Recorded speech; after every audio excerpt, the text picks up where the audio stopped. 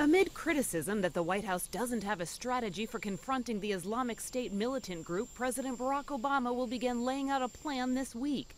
He'll outline his evolving tactics when he meets with congressional leaders at the White House on Tuesday. Then he'll deliver a speech to the public Wednesday, the eve of the 13th anniversary of the 9/11 attacks. While officials say they don't believe the so-called Islamic State currently has the ability to carry out that kind of terror attack, they say there's an urgent need to keep the militants from gaining it. What the president has said is his willingness to go wherever is necessary to strike those who are threatening Americans. It is fair to say that no matter the political affiliation, everyone watching the president tonight will have a suspect mind and more than a few doubts. Barack Obama has not instilled confidence nor thinking that he has a handle on what America must do in targeting ISIS. That is the opinion of many on both the left and the right. And frankly, there are many who already see this as nothing more than another stage show designed to increase his sagging popularity and hold off the wolves come the midterm elections. Let's welcome to MidPoint former chairman of the California Republican Party from 2011 to 2013, author, lawyer, and columnist for Forbes, Tom Beccaro joins us today. Tom, thanks so much for being here. Thanks for having me on. Tom, do you expect anything of actual substance to come out tonight? Anything that dispels the notion that many people have that Barack Obama is a weak leader? Actually, no. At this late stage, there's very little he can do. What he needs to do is demonstrate that he's committed to something over time. In foreign policy, the main currency is consistency and keeping your word. Unfortunately, for the last 3 years, 4 years, 5 years, he's consistently broken that word. So there's really not much someone can hear just one time after 4 years or 5 years of disappointment that's going to turn it around. I have got...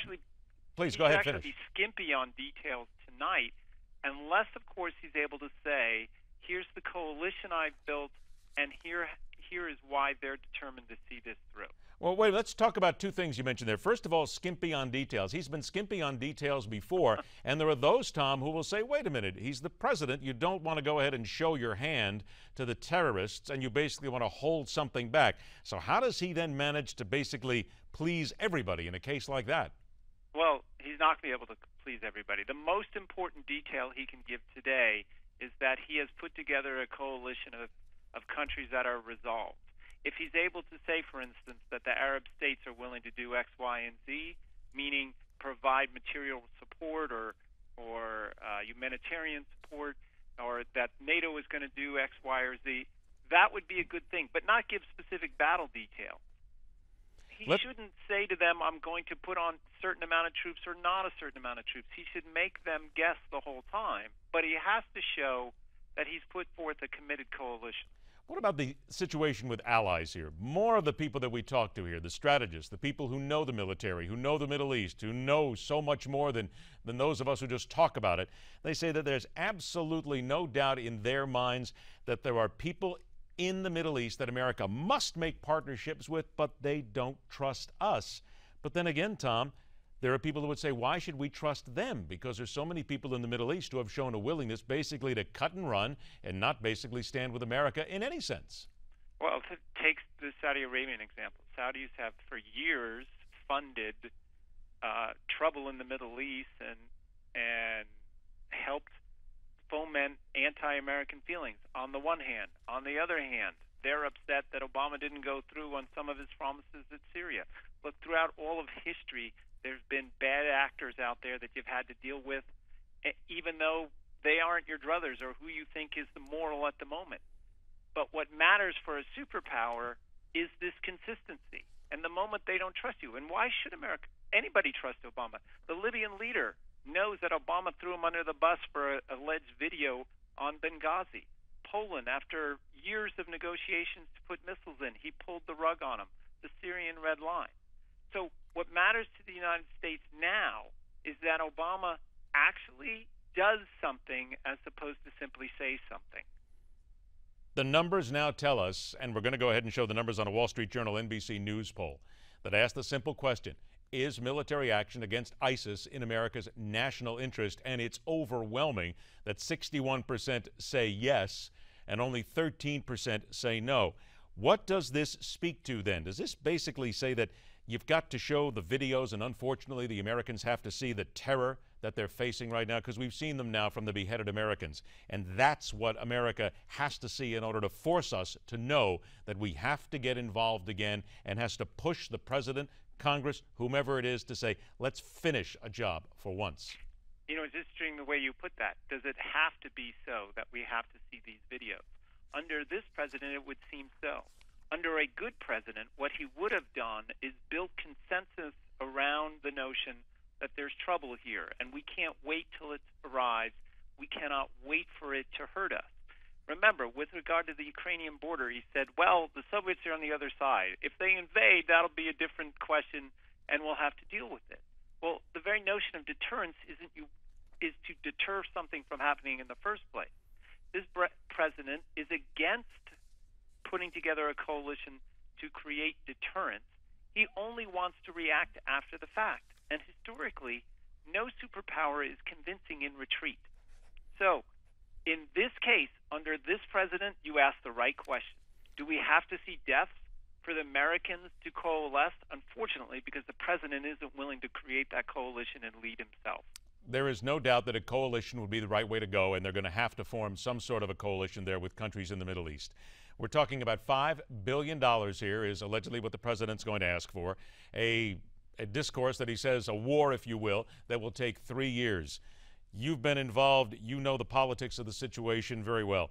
Do you believe, and this is a tough question to ask, that $5 billion would be enough, that 3 years is what it's going to take, and that in realistic sense here, that when everything comes down to the end of the day, we're going to wind up being the only guys standing there and the only ones basically putting all the money and the people in here? I don't think so.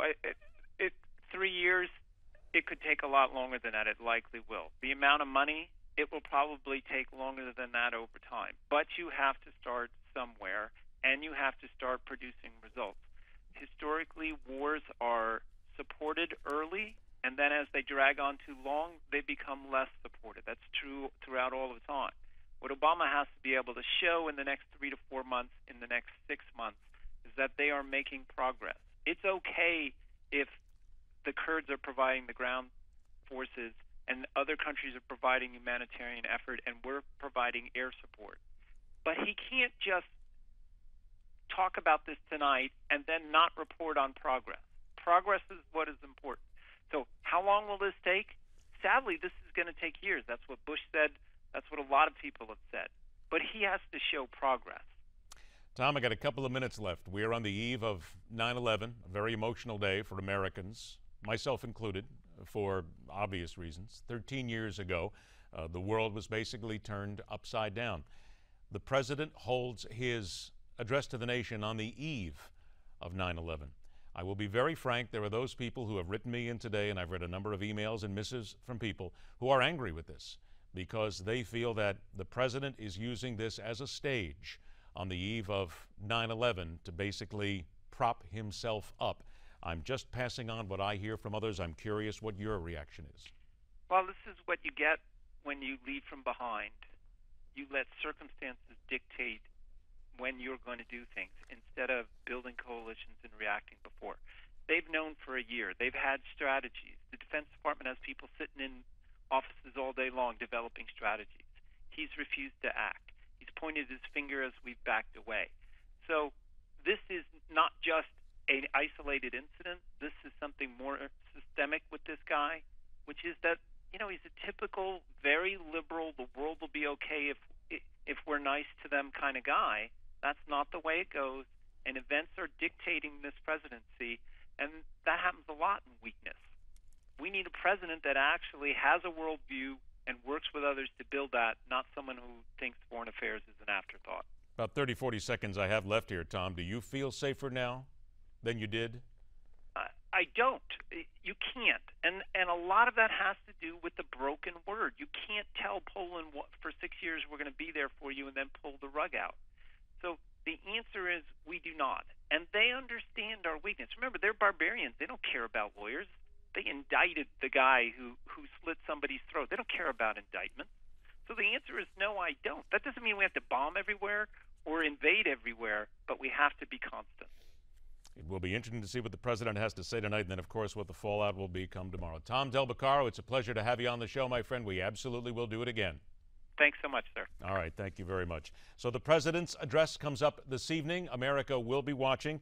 And again, just pointing out that there are those who have written in, a number of friends of mine, many of those from New York, who, a matter of fact, are very upset that this address is coming on the eve of 9/11. There are certain people, so many people who still are so affected by it, it is difficult to put anything even close to it. It will be interesting to see then where we go from here. Later on this hour, General Motors has a surefire plan to get American drivers back into their cars, and it has almost nothing to do with driving. After the break, the battle of the dollar stores has Wall Street talking more than just dollar bills. The Money Master is next.